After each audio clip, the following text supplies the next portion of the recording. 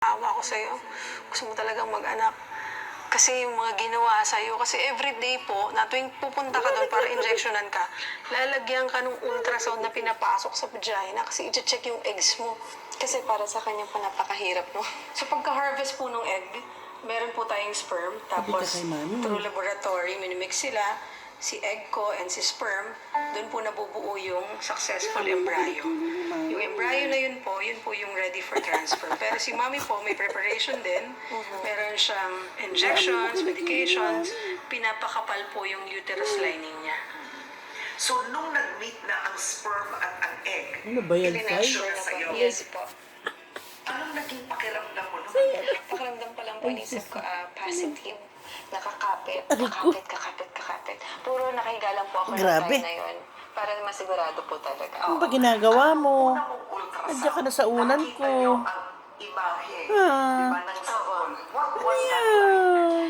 Sobrang ano po, Ay, sobrang nako. saya po kasi yung hiniling namin, binigay talaga ni Lord.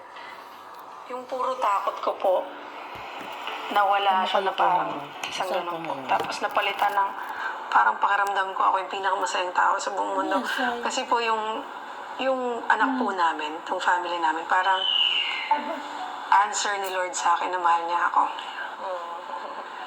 Na-touch ako doon.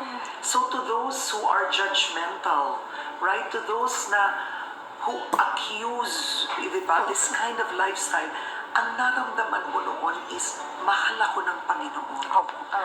Kasi po parang naiisip ko lagi, di ba? Parang through that process, mabubuo ba to? Kasi parang ang dami nagsasabi po na, mali yan, hindi yan okay. Kaya nga po, meron din akong parang anxiety palagi nung nagkakasakit yung first baby namin na, ano nangyayari? Nagkakasakit? Ano ba to? Anong mangyayari?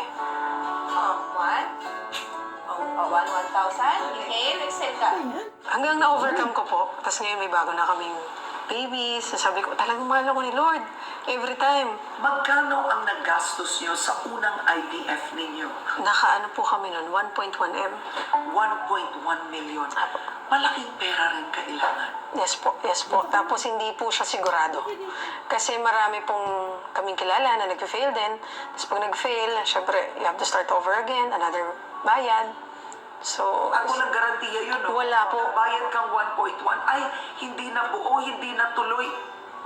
Pwede, hindi ganun. po, tama po. Wow! Kaya nga po eh. Did you save for it, or... Yes po. I save for it po. Yun po talaga yung, sabi ko nga po kasi with reciprocal IVF, I did my research. Pero bata pa lang po kasi ako, consistent yung prayer ko. Sabi ko, Lord, gusto ko magkaroon ng anak. Kasi po sobrang yung pagmamahal ko sa mother ko. Sabi ko, gusto ko siyang bigyan ng joy. Sabi niya kasi gusto ko magkaapo sa'yo. So parang yun po yung yung buong goal ko sa buhay ko habang lumalaki, mag-aanak ako. Tapos pinipray ko, pero Lord, ayoko magkaroon ng asawa. Ayoko rin mabuntis. Alam ko po yun, sure ako hindi ako mabubuntis, pero gusto kong magkaanak. Tapos po, through research, nakita ko po yun, may reciprocal IVF. Tapos one try,